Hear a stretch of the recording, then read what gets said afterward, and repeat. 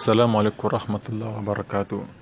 J'aimerais vous rappeler ce jour ainsi qu'à moi-même un sujet qui fait la une de nos sociétés en ce moment. Qu'est-ce que c'est? Le mensonge.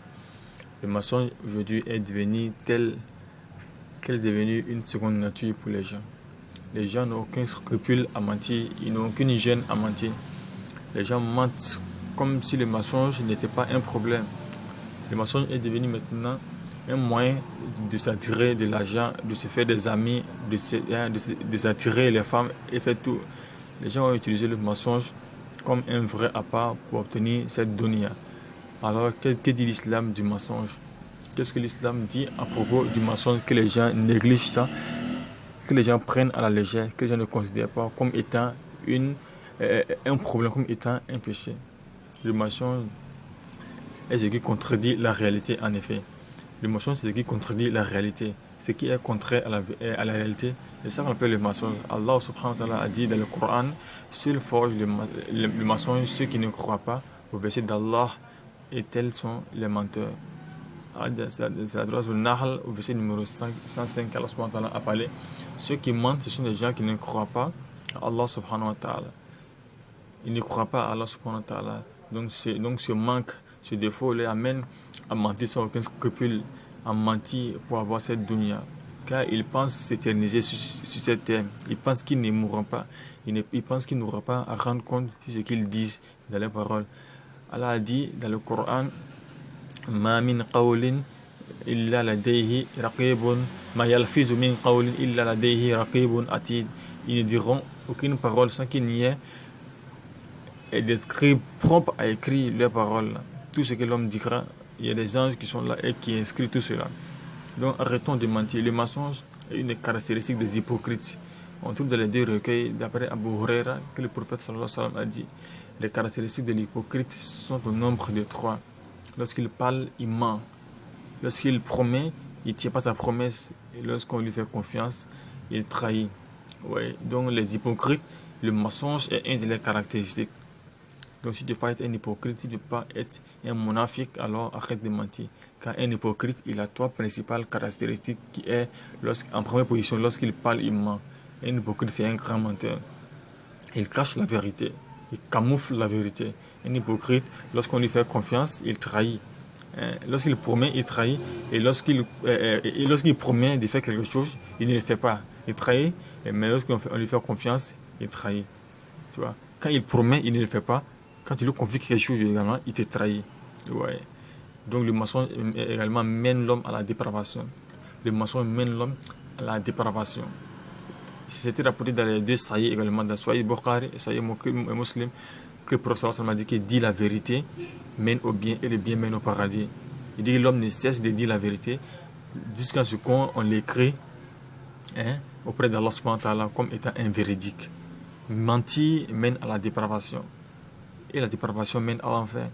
L'on ne cesse de mentir et de pratiquer le mensonge jusqu'à ce qu'il soit inscrit auprès d'Allah comme étant un menteur. C'est-à-dire que lorsque tu ne cesses de mentir, tu mens à chaque fois que tu parles, tu mens à chacun des actes, on finira par t'écrire auprès d'Allah comme étant un menteur. Celui dont le comportement est attaché de mensonge et s'habitue au mensonge, ne fait que mentir seulement. Jusqu'à ce que cela devienne une seconde nature, il serait inscrit auprès d'Allah comme menteur. Et il serait ressuscité avec les menteurs. Même si tu pries, même si tu jeûnes, si le mensonge est devenu une seconde nature pour toi, alors tu seras ressuscité auprès d'Allah subhanahu wa ta'ala parmi les grands menteurs. Ouais. Le mensonge est un vice que tout le monde doit éviter. Éviter le mensonge.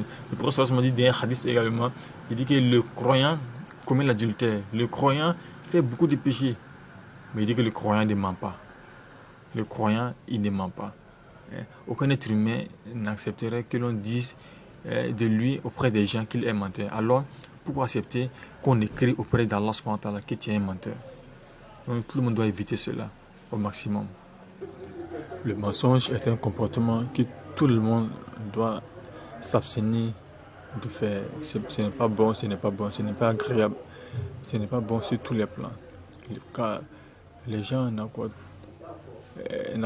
pas de crédit aux propos d'un menteur. quand tu es un menteur, les gens ne te considèrent plus. Ils n'accordent pas de crédit à tes paroles. Ces propos sont rejetés et il est détesté des hommes. Allah également le déteste. À ce sujet, il y a un poème qui dit: quel mauvais caractère que les mensonges dont l'auteur est détesté, et quelle belle vertu que la véracité. Quelle belle vertu est la véracité. Car qu'est-ce que la véracité? Elle est aimée des hommes et aimée d'Allah. Le pire des mensonges est le mensonge sur Allah. Certains se permettent de mentir sur le compte d'Allah.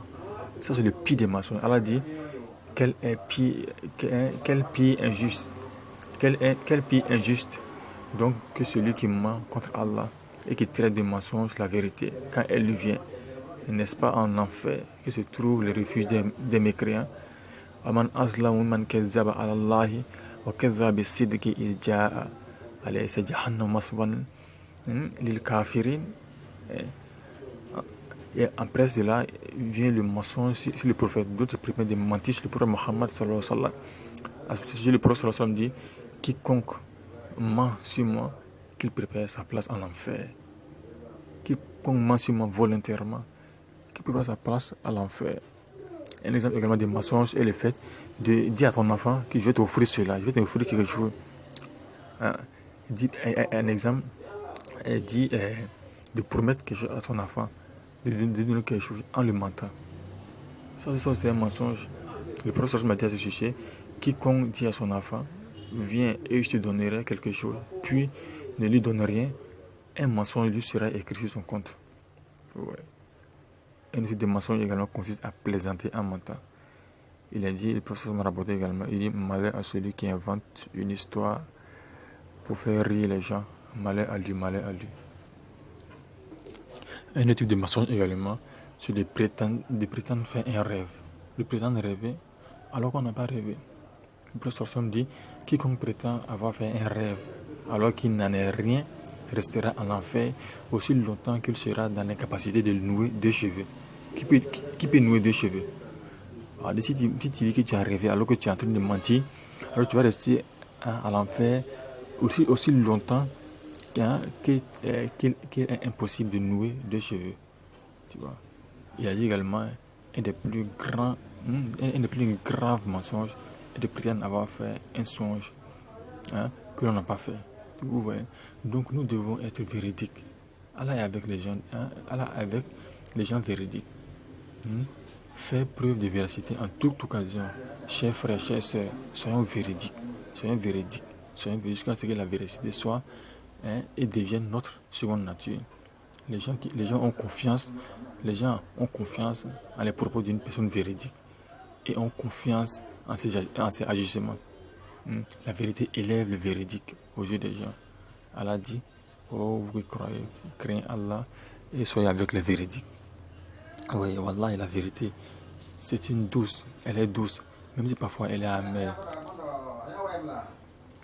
Wallah, la vérité, elle est douce, même si parfois elle est amère.